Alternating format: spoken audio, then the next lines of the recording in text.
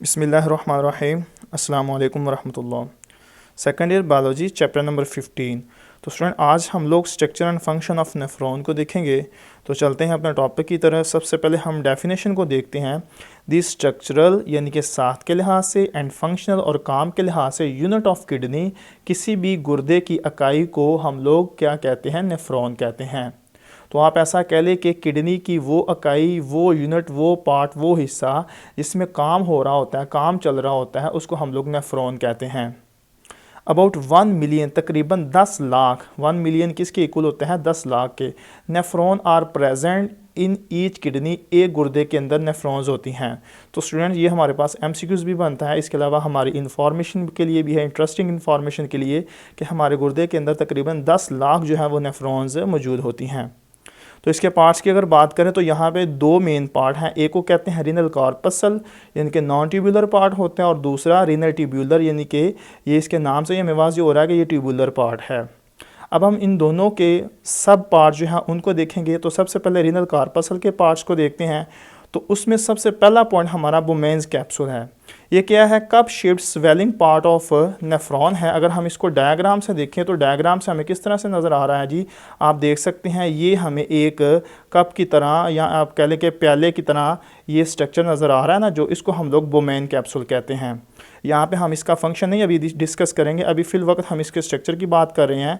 तो इसके पार्ट्स को वाजे करेंगे कि कौन सा पार्ट कहाँ पे मौजूद है और उसका क्या नाम है। तो स्टूडेंट ये वाला जो पार्ट है ये बोमेन कैप्सूल के ला रहा है, जो कि कप की तरह हमें नज़र आ रहा है। उसके बाद दूसरा है जी ग्लोमेरुलस। ग्लोमेरुलस क्या है? बॉल ऑफ कैपिलरीज, कैपिलरीज की एक बॉल है, या आप कह लें कि नेटवर्क ऑफ कैपिलरीज, कैपिलरीज का एक नेटवर्क है, एक जाल है, एक गुच्छा है। तो स्टूडेंट आपके सामने ये वाला जो नेटवर्क है ना, ये वाला, इसको हम लोग बोलते हैं ग्लोमेरुलस। ये आपको नज़र आ रहा है। अब इसके भी दो पार्ट्स हैं, आगे जाके देख सकते हैं आप। एक है एफरेंट आर्टरी, जिसके अंदर ब्लड क्या करेगा? एंटर करेगा, ठीक है।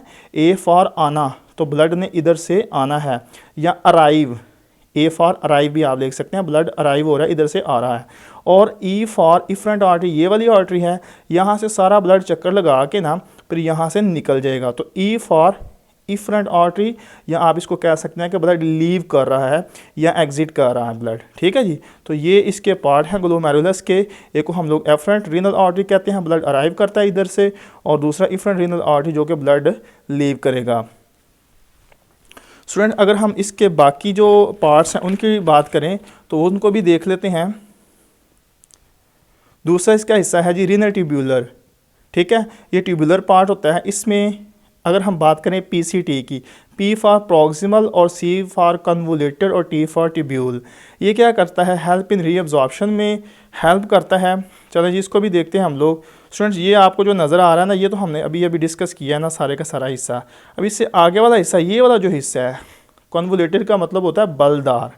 तो ये वाली जो नाली है ना, ये पहले वाली, इसको बोलते हैं पीसीटी यानी कि प्रॉक्सिमल कन्वोलेटेड ट्यूब्यूल, ठीक है स्टूडेंट।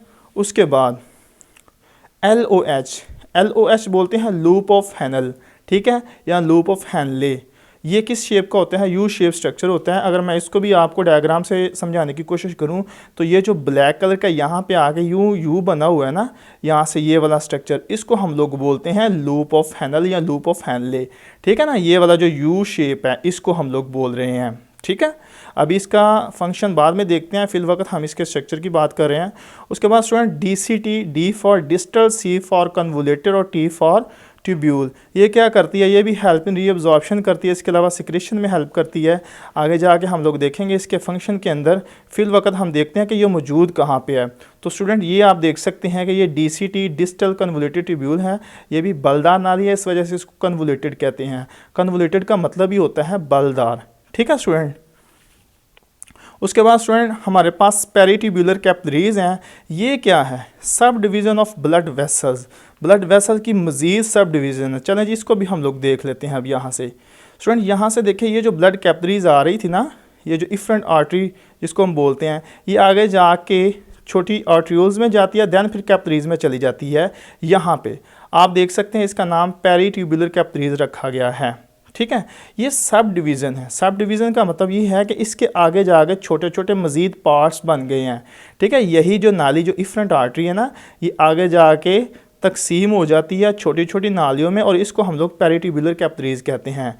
और यहाँ से स्टूडेंट आप दूसरा पॉइंट भी ज़रा डिस्कस करें कि ये जो पेरिट्यूबुलर कैपिलरीज है ना, इसका वो हिस्सा जो नीचे लूप ऑफ हेनले के पास मौजूद है, इसी का ये वाला हिस्सा जो लूप ऑफ हेनले के पास मौजूद है, ये जो सारा यहाँ पे जो मौजूद है, इसको हम लोग स्टूडेंट वेजा रेक्टा बोलते हैं।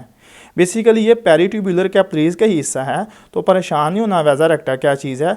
बेसिकली जो पेरिट्यूबुलर कैपिलरीज थी ना, पेरिट्यूबुलर कैपिलरीज आई कहाँ से थी, इफ्रेंट आर्टरी से, यही जो है नीचे जाके लूप एक बनाती हैं जिसको हम लोग वेजा रेक्टा बोलते हैं। काम क्या है इनका बाद में अभी हम लोग डिस्कस करते हैं, ठीक है। उसके बाद स्टूडेंट हमारे पास है कलेक्टिंग डक्ट। कलेक्टिंग डक्ट क्या होती हैं, help in elimination of urine, urine को रिलीज़ करवाने में हेल्प करती हैं। तो ये वाली जो एंड पे हमारे पास बची हैं, ये वाली, इसको हम बोलते हैं कलेक्टिंग डक्ट्स, ठीक है। यहाँ से ये जब सारा फंक्शन अब हम पढ़ेंगे ना, उसके बाद जो यूरिन होगा एंड पे, यहाँ से फिर पेल्विस की तरफ धकेल दिया जाता है। तो स्टूडेंट ये हमारा था आज का structure of nephron. Next video में हम लोग फंक्शन ऑफ नेफ्रॉन को डिस्कस करते हैं। थैंक यू, अल्लाह हाफिज़, अस्सलामु अलैकुम वरहमतुल्लाह।